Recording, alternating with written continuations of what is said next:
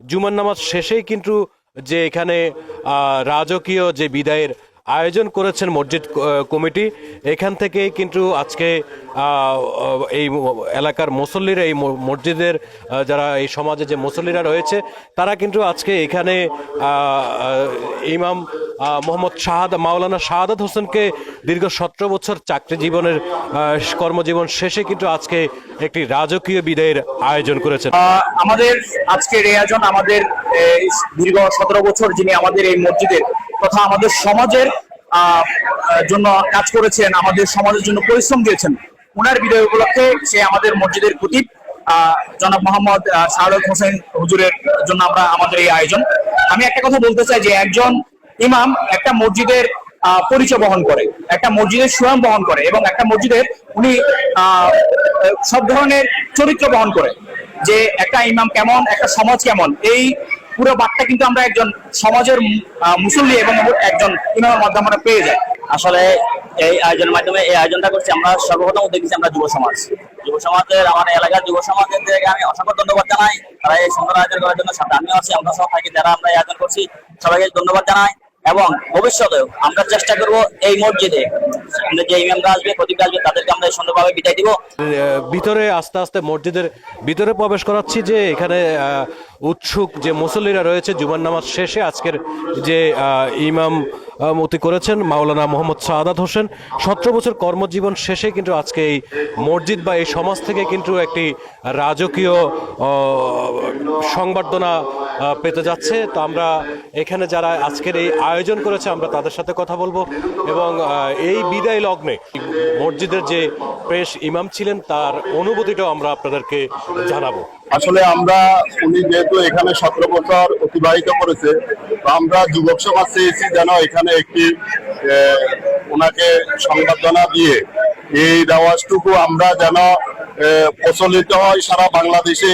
আসলে ইমাম মুয়াজ্জিনরা অবহেলিত, বিভিন্ন আমরা দেখি সরকারি অফিস আদালত বলেন, সকল শিক্ষা প্রতিষ্ঠান বলেন, বিদায়ের পরে সরকারিভাবে একটি ভালো অ্যামাউন্ট দেওয়া হয়। তো আসলে ইমামরা মুয়াজ্জিনরা অবহেলিত সমাজে। তো আমি সকল বাংলাদেশের সাধারণ জনগণের প্রতি দৃষ্টি আকর্ষণ করব, আসলে এই যে হুজুরকে বিদায় দীর্ঘ জীবন অতিবাহিত করার পরে ওনাকে একটি সম্মানিত করা এবং সম্মানের সহিত বিদায় দেওয়া।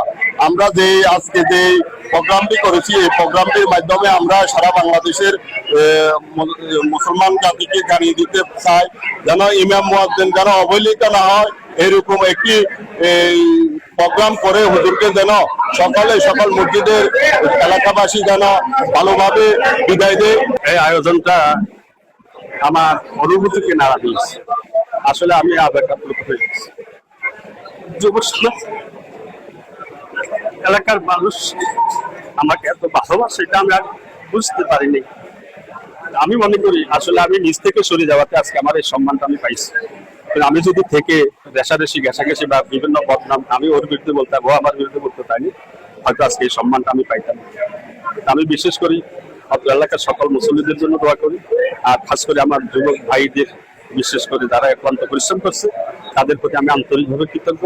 তাদের সর্বাঙ্গীন মঙ্গল কামনা করছি এবং তাদেরকে ঐক্যবদ্ধ থেকে সমাজকে পরিবর্তন করার জন্য সমাজ থেকে কিশোর গ্যাং, তারপরে মাদক ইত্যাদি অন্যায়মূলক কাজ যেন তারা প্রতিহত করতে পারে, তাদের এই প্রচেষ্টা চালানোর জন্য আহ্বান রেখে তাদের উন্নতি কামনা করে তাদের কর্মজীবন, পারিবারিক জীবন সব মিলায় দুনিয়া এবং আখিরাতের কল্যাণ কামনা করছি আমি।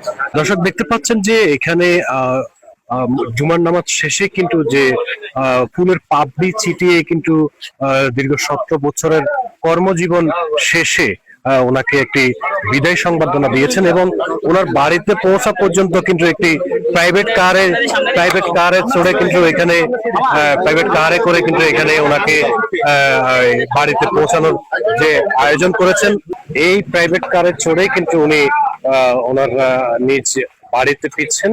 এই যুব সমাজের উদ্যোগে আজকের এই বিদায় সংবর্ধনা শেষে কিন্তু ওনাকে প্রাইভেট কারে করে মনে হচ্ছে যে বর সাজে কিন্তু উনি বাড়ি ফিরছেন। দীর্ঘ কর্মজীবন শেষে কিন্তু এমন আয়োজনটি আসলে সবাইকে অনুপ্রাণিত করে, যে সবার যে আবেগ অনুভূতি, যে এইটা আসলে সকল ক্ষেত্রে, চাকরি ছোট হোক বড় হোক, সকল ক্ষেত্রে কিন্তু দীর্ঘ কর্মজীবন শেষে কিন্তু এরকম একটি বিদায় সংবর্ধনা সবাই আশা করেন।